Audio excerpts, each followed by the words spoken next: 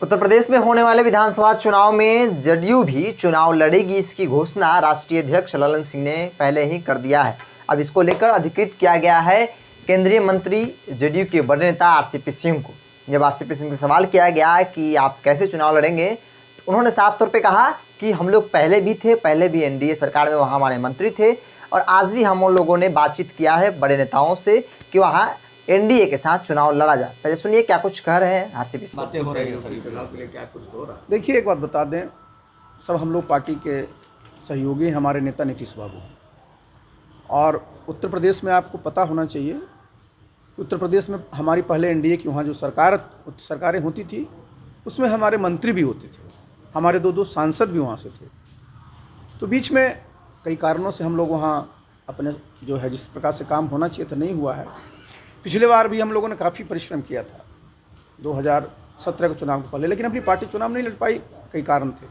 लेकिन इस बार फिर पार्टी में ये निर्णय लिया गया कि हम लोग उत्तर प्रदेश में चुनाव लड़ना चाहिए और हम लोग चूँकि बिहार में एनडीए के बीजेपी के साथ एनडीए में है, उसी प्रकार से उत्तर प्रदेश में भी हम लोगों को बीजेपी के साथ रहना चाहिए। और इस संबंध में हमारे जितने भी बीजेपी के चाहे प्रदेश के नेता हैं चाहे राष्ट्रीय नेता हैं, सबसे मेरी बात हुई है और सबसे हमने यही अनुरोध किया है कि हम लोग बिहार की तरह ही उत्तर प्रदेश में ही बीजेपी के साथ चुनाव लड़ना चाहिए। एनडीए तो दो चुनाव जो होने वाले हैं वहाँ पे तो आपने सुना केंद्रीय मंत्री आरसीपी सिंह को, जिन्हें अधिकृत किया गया है कि बीजेपी के नेताओं से बातचीत कीजिए जाकर कितने सीटों पर चुनाव लड़ेंगे, क्या कुछ किन रणनीतियों के साथ चुनाव लड़ेंगे।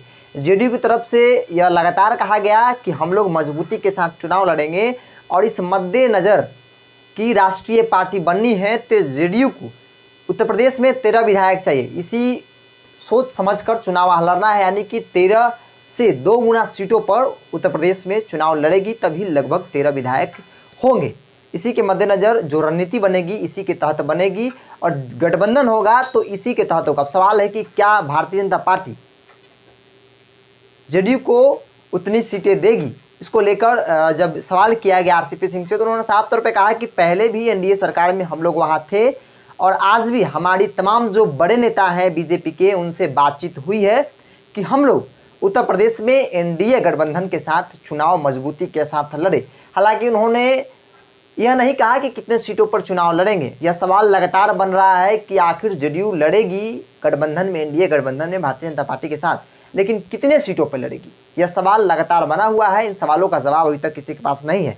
लेकिन ज़रा सोचिए, बीजेपी के करीबी कहे जाते थे आरसीपी सिंह और शायद यही वजह है कि आरसीपी सिंह को ही अधिकृत किया गया है कि आप बीजेपी से जाकर बातचीत कीजिए, दोस्ताना हक मांगिए कि आखिर कितने सीटों पर चुनाव जेडीयू लड़ेगी ताकि राष्ट्रीय पार्टी का दर्जा जेडीयू को मिल सके।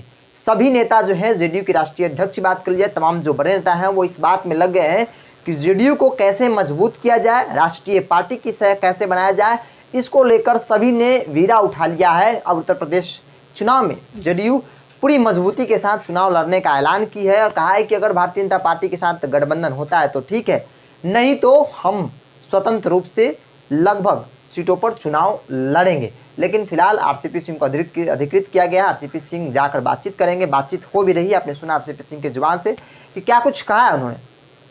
तमाम अपडेट्स के लिए बने रहे हेडलाइंस प्यार के साथ। नमस्कार।